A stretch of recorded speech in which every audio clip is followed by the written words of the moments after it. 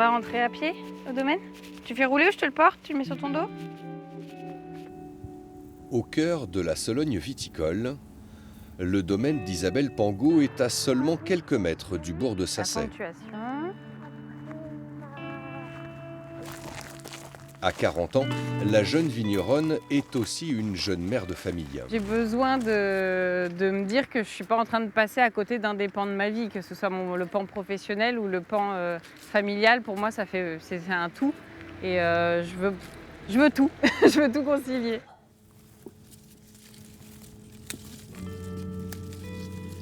Elle est à la tête du domaine de l'Affût, 14 hectares de cépages blancs et rouges vinifiés sur place. Au début, je me suis installée seule parce que j'étais salariée avant. Donc l'idée, c'était de pouvoir faire des choses qui me ressemblent, assez personnelles, d'avoir une dimension de création aussi sur le domaine. Donc c'était important pour ça d'être assez libre. Mais aujourd'hui, après 5 ans d'activité, à mener de front toutes les différentes parties du métier de vigneronne, je vois aussi le prix de la solitude. Coucou. Ça va? C'est bien passé. Oui. C'est un projet personnel, mais partagé en famille. Mathieu, son conjoint, ne travaille pas dans le vin, mais il l'aide sur la partie stratégie, marketing et communication. Ça, je le mettrai en annexe, on a dit. Ça et ça, et en fait, ça, je ferai plutôt des verbatims. Elle gère en fait la barque toute seule, celle qui a, elle a dit, la légitimité technique en fait sur ce métier de A à Z. La seule chose que je peux lui apporter, effectivement, c'est parfois un peu ce pas de côté, parce que quand on a la tête dans le guidon, comme elle le dit, c'est pas toujours évident. «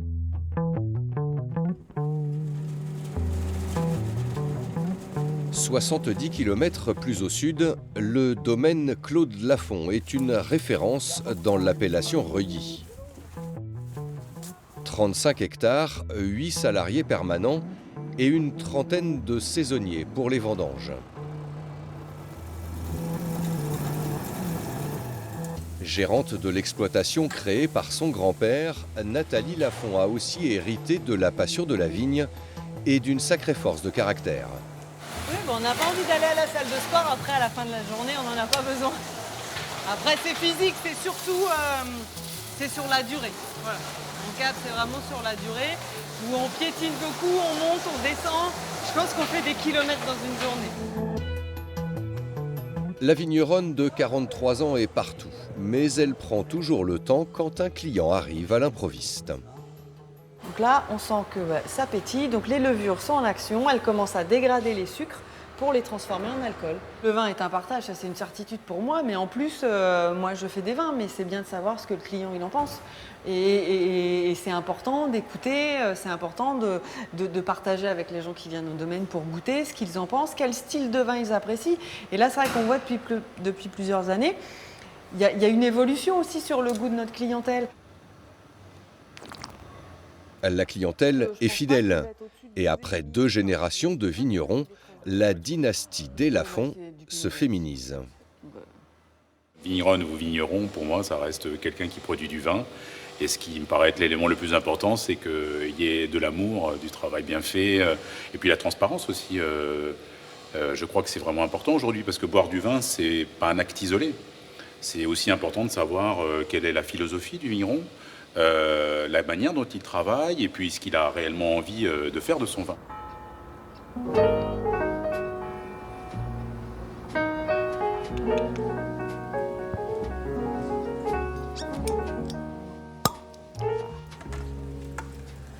Ce chinon est servi sur la table du Georges V à Paris. Quelques bouteilles, heureusement, restent dans la ville de Rabelais. Ce caviste est fier de travailler avec Fiona Beston.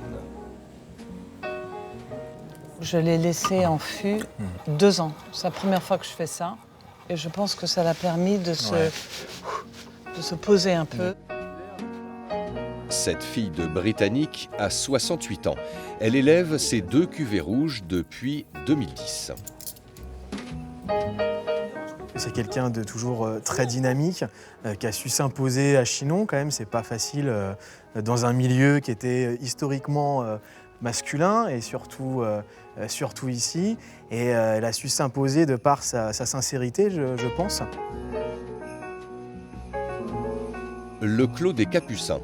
En 1604, c'était un monastère. 3 petites parcelles de vignes font face à la forteresse de Chinon. Ça a été le coup de foudre qui s'est fait attendre. Évidemment, j'étais complètement branchée Chinon, j'ai pas voulu faire autre chose que Chinon. Donc je descendais toutes les semaines à la recherche, j'étais à l'hôtel, etc. 3 ans, ça m'a pris. Et à la fin, mes copines m'ont dit tu as essayé le golf? Enfin, plus personne ne me prenait au sérieux. Quand j'ai vu cet endroit, j'ai dit bon, bah, c'est là où je veux passer le reste de ma vie. Et si je ne peux pas l'avoir, eh ben, je quitte la France. Ancienne caviste chez Lucien Legrand à Paris, Fiona Beston a été 20 ans journaliste à la Revue du Vin de France avant de sauter le pas. J'avais vraiment envie plutôt que de critiquer le vin, parce que j'étais assez ferme comme critique, assez craint, je dois dire. Et finalement, quand je suis devenue vigneronne, je me suis rendu compte qu'on fait un maximum on peut tout faire, quoi. Travailler le sol, enfin tout. Et au fait, on est à la merci de la nature. Alors là, c'est un peu plus délicat. Dans le Loir-et-Cher, à côté des barriques classiques, Isabelle Pangot revisite aussi l'utilisation des jarres en terre cuite. Ah oui, c'est sympa. C'est un spa au raisin gratuit. L'ingénieure agronome mélange tradition et nouvelles pratiques. Elle veut dépoussiérer le métier. C'est juste un petit foulage au pied de quelques raisins pour faire suffisamment de jus, pour faire des remontages ensuite, c'est-à-dire pomper du jus d'en bas et asperger sur le dessus. Mais j'essaye de garder au maximum des grappes entières pour faire des arômes très fruités.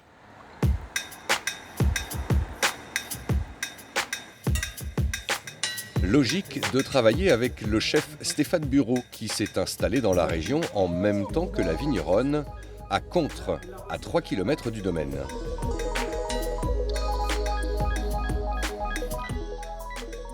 Son vin, comme elle, en fait, j'ai trouvé qu'il y avait une certaine fraîcheur, en fait, et une détermination de ce qu'elle veut faire, de ce qu'elle veut bien faire, et ça se ressent, en fait. Ça se ressent sur les étiquettes, sur le vin, sur la vinification, sur le travail qu'elle y apporte. Non, je trouve que justement, il y a quelque chose d'extrêmement réfléchi là-dedans. Avec des produits locaux, le restaurateur a imaginé une recette pour accompagner la cuvée ambivalente, un assemblage de 2 cépages blancs. Le plat transforme la sensation qu'on a du vin et ça nous fait découvrir un nouveau visage de notre vin.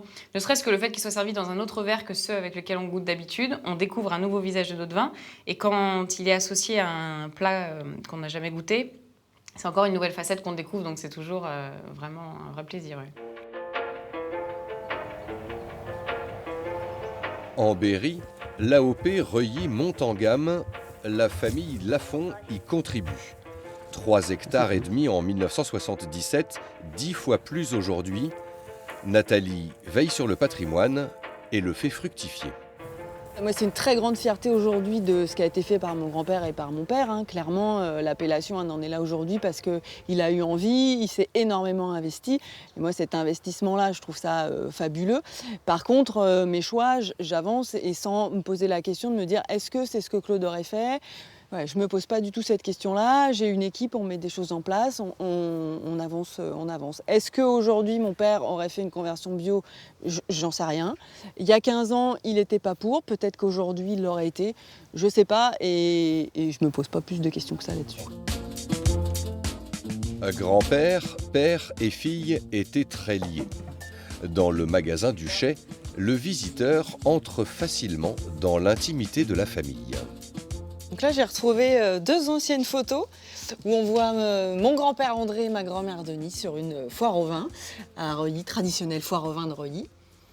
Et puis là, c'est ma grand-mère Denise, jeune adolescente qui doit avoir, je pense, une quinzaine d'années avec les paniers à vendanges plein de raisins.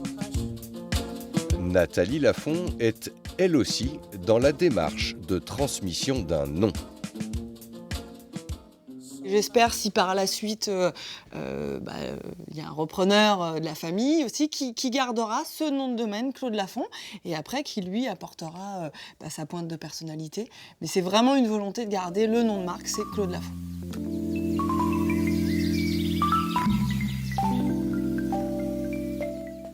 Si Fiona Beston a choisi ce domaine, c'est pour ses vignes.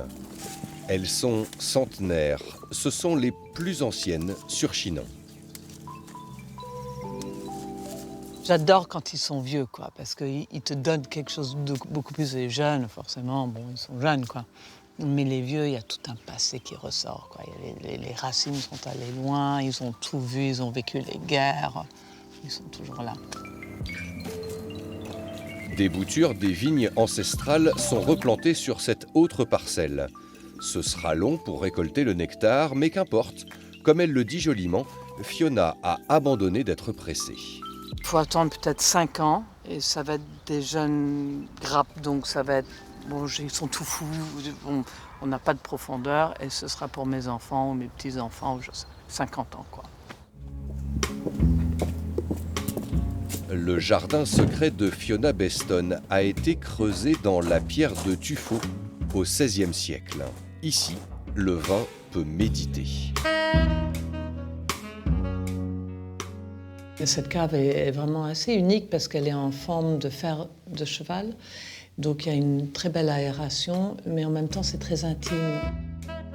Quand on travaille dehors dans la vigne, on est pris par le vent, le soleil, la pluie, la boue. Et des fois, je prends un verre ici seul, ça me va très bien.